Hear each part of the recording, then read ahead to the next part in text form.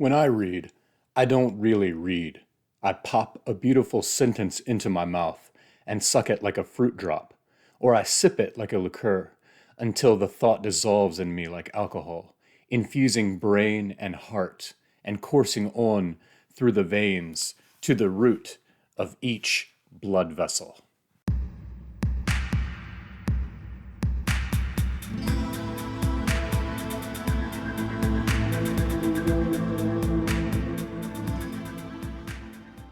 Hey everybody, thank you for watching Leaf by Leaf. Today we're talking about Bohumil Hrabal's Too Loud a Solitude. This is a Czech writer. This book was self-published in 1976, but because of political censorship, it wasn't officially published until 1989. I would like to thank the recommender that went under the name human.yuhu in response to my video at the beginning of the year, the 2020 retrospective and 2021 prospective, for recommending me this short book. I don't know what your name implies, but I used to love Chocolate Yoo-Hoo as a child. So thanks for conjuring up that memory. And also this book by Hrabal. This book was anything but Hrabal.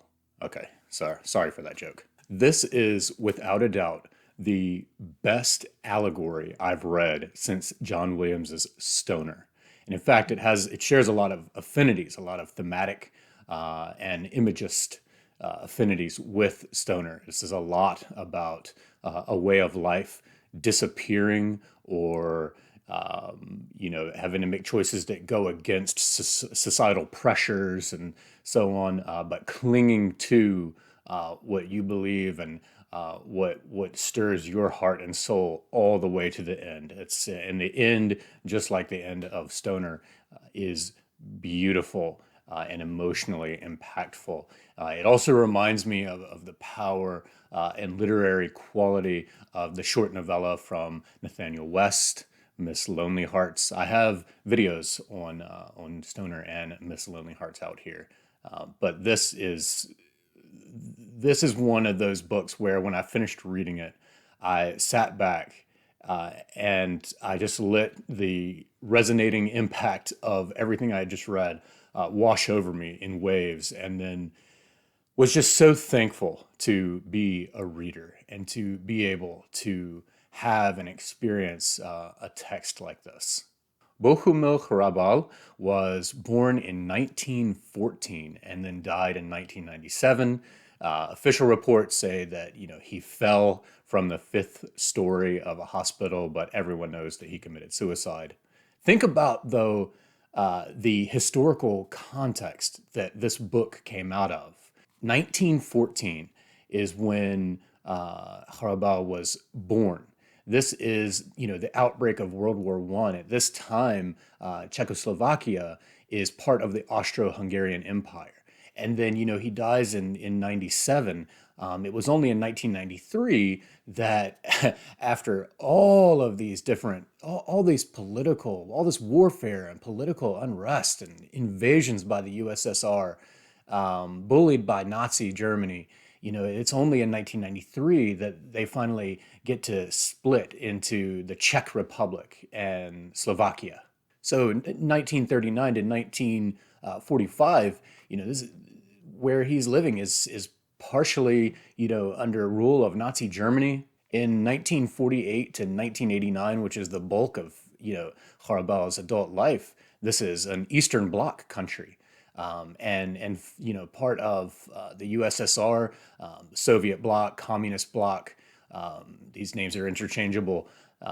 But famously, the Prague Spring occurred and in 1968, but was of course violently stamped out by the USSR and other Warsaw Pact countries. So Hrabal has seen a lot, and that's what makes this, of course, an allegory and why it had to be self-published in '76 and was censored. And it talks a lot of, there's the main image in this book is waste compacting. The main character is Hanta, and unfortunately, in this Harcourt press book publication, the diacritical mark above the A is messed up all throughout the text. But nonetheless, Hanita in Czech means to hunt. And indeed, this is a guy who is alone but never lonely. And he tells us over and over and over again that for 35 years, he has been compacting paper waste. So he spends the bulk of his days down in a hole, as it were, in this cellar where he has a waste compactor. And, trucks pull up, different entities pull up and dump their waste.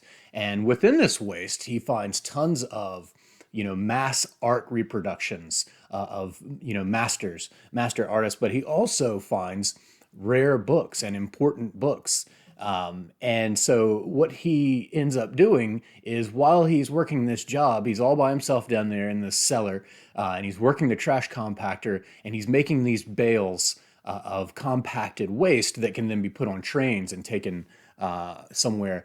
What he does in the meantime to get through each day is he rescues these books, and he takes Schiller and the Talmud and the Bible, Rimbaud, Hegel, Lao Tzu, Nietzsche, Goethe, and so on. He plucks these books, and Kant features prominently, and takes them from the waste piles before they can be compacted and brings them home with him. And his apartment is literally packed with books. This apartment is more congested than the Manhattan apartment in JR. But in order to get through the day, he's constantly dipping into books, and he'll read a sentence at a time and just savor that sentence, like that opening quote. That opening quote, by the way, appears on a bronze insert in the sidewalk in New York City on Library Way. Here's a picture of it. Pretty sweet, right? That first sentence should cause you to want to read this book for the first time or again, just on its own. Anyway, also to get through it, his days is he has apparently a 5-liter pitcher that he will walk on all threes, as it says, presumably because one limb has to carry this pitcher, and he'll go to a nearby tavern and get it filled with beer. So he's constantly drinking beer and reading books during his workday there, trash compacting, and it's just nasty.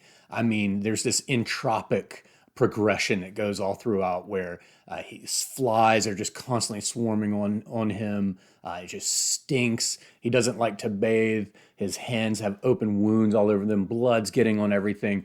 Waste. And the whole allegorical statement of the book is he finds beauty within so much waste. And reading these great books that the society is discarding. And surely this comes from Nazi Germany's censorship and how they were going and trying to overrun everything with Nazi literature and Nazi art. Of course, probably some of this came from Hitler's neurosis, where he thought he was this great artist, but he really wasn't that great. So he wanted to stamp out all the art in the museums and literature and so on, and replace it with even the Third Reich Bible. So, all these types of things are in Hrabal's mind. But in reading these great works and learning how to appreciate aesthetic beauty and to think for himself and to elevate his mind higher than what he sees around him, he has conditioned himself to see through all the waste and all the violence stirring up all around him, and to look beyond. And in fact, when he recalls his early love in life, her name is Mancha, or Maria as it shows up, which is pretty apt to have the word Maria in there, because when she came along, Mancha, and ultimately she will lead him to the light, as it were. I realized that there are some parallels in here to Dante's Inferno. In fact, the very first sentence, and the one that recurs a lot, says, "For 35 years now, I've been in waste paper, and it's my love story." And if we think about the opening of Dante's Commedia, of course, he's saying midway through this our mortal life, and he's being led by Virgil into hell, and then ultimately by Beatrice into paradise. At 35 years old, even though Hanta is not 35 years old, it still uses 35 years he's been doing this. That would have been the Catholic conception of the midway point of this life. So presumably Dante the Pilgrim is 35. And we start off down in that hole, or the inferno, like I've been saying, and then eventually at the very end, we explicitly get the Greek word for a name of someone he's trying to remember. And he, at this point, is seeing himself as imprinted on a kite that's way up in the air. And so we go from our descent into the inferno to our ascent, just like in Dante. But even when he remembers his early days with his love, Mancha, we get these scatological incidents. Quite literally, Mancha ends up flinging feces all over people who are trying to dance around them in their first dance together. And then later at a ski resort, there's another scatological mishap that's just partly absurd, but partly part of the allegory.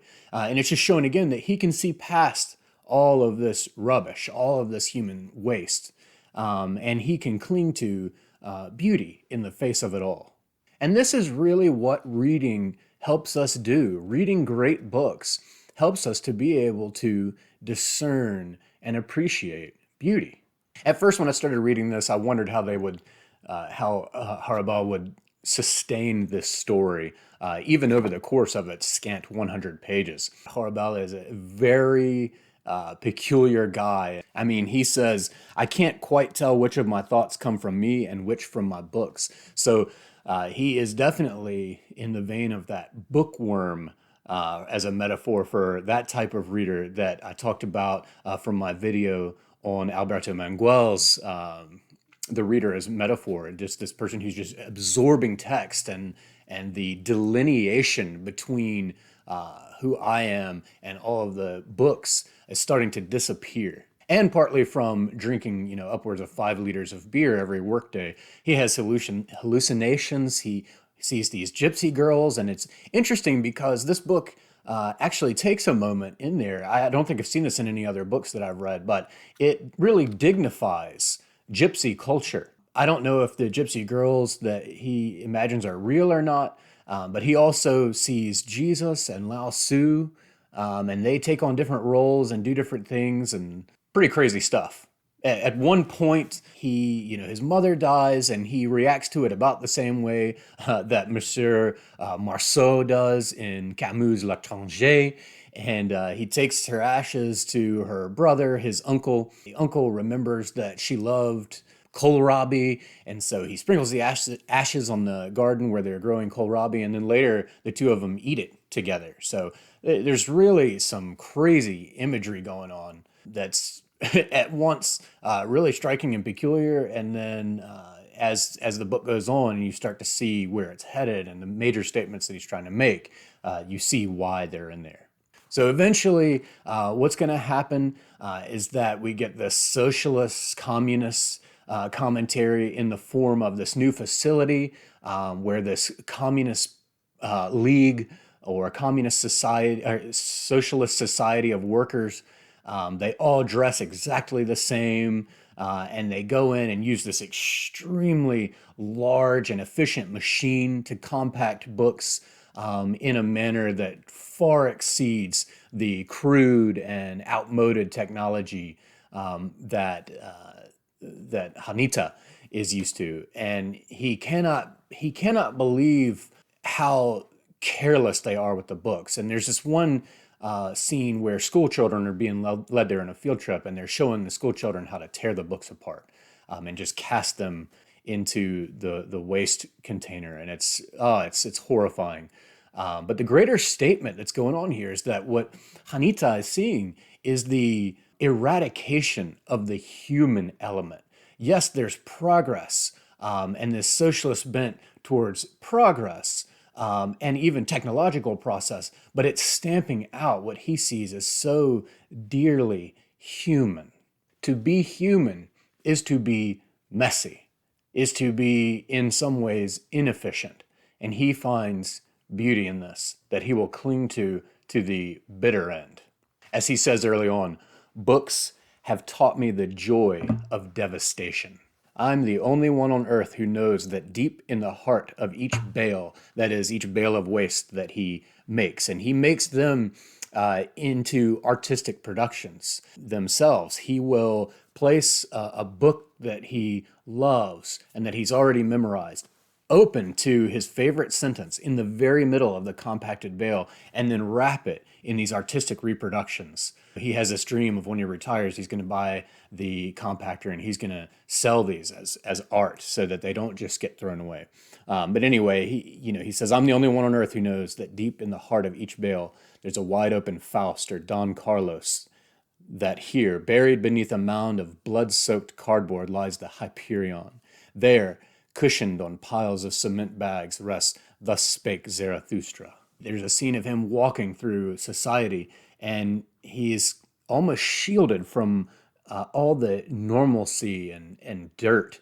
And he says that even though he's exuding, everything is exuding fumes of beer and grime, especially from him, yet he is smiling because my briefcase is full of books, and that very night I expect them to tell me things about myself I don't know. This is the power of the reader's mind over a universe of death, to borrow from Harold Bloom's last book that recently came out, which itself is borrowed from Hamlet's famous soliloquy. The way I look at it, my life fits together beautifully. At work I have books and bottles and inkwells and staplers raining down on me through the opening in the cellar ceiling. And at home I have books above me, constantly threatening to fall and kill or at least maim me. The cellars are headquarters for Prague's fallen angels, university-educated men who have lost a battle they never fought, yet continue to work toward a clearer image of the world. Gone were the days of small joys, of fines, of books thrown away by mistake. These people, the Socialist Party working at this new facility, represented a new way of thinking. This is something I've been thinking about a lot lately. Gone were the days of small joys, of finds, of finding things. And what he's talking about is the loss of serendipity. And in our culture today, where we have an app on our phone for everything, even finding someone to date is driven by an algorithm. And, book recommendations are driven by algorithms and so on. Michael Silverblatt, we had a conversation a month or so ago, and he was talking about, he gave me a list of books that he really appreciates and told me not to share it with anybody. And he said it's because he wants people to find these books on their own. He doesn't want them to come to them because Michael Silverblatt recommended them. But just like as he serendipitously found them, he wants them to be found, because this is becoming more and more rare today. The initial theme of the reader versus the non-reader gets a little bit complicated toward the very end. And it goes back to Mancha or Maria or his angel, his Beatrice. And it says, I, who had constantly read books in search of a sign, that is like a divine sign, never received a word from the heavens, while she, Mancha, who had always hated books, became what she was meant to be. And indeed, this is when we begin the ascent toward paradise, which happens figuratively, and it's actually a conflation of a descent and an ascent. The final scene is so beautifully drawn that I will never forget it. I highly, highly recommend Too Loud a Solitude by Bohumil Hrabal. It is an excellent piece of Czech literature and really world universal literature. Check it out. Let me know what you think.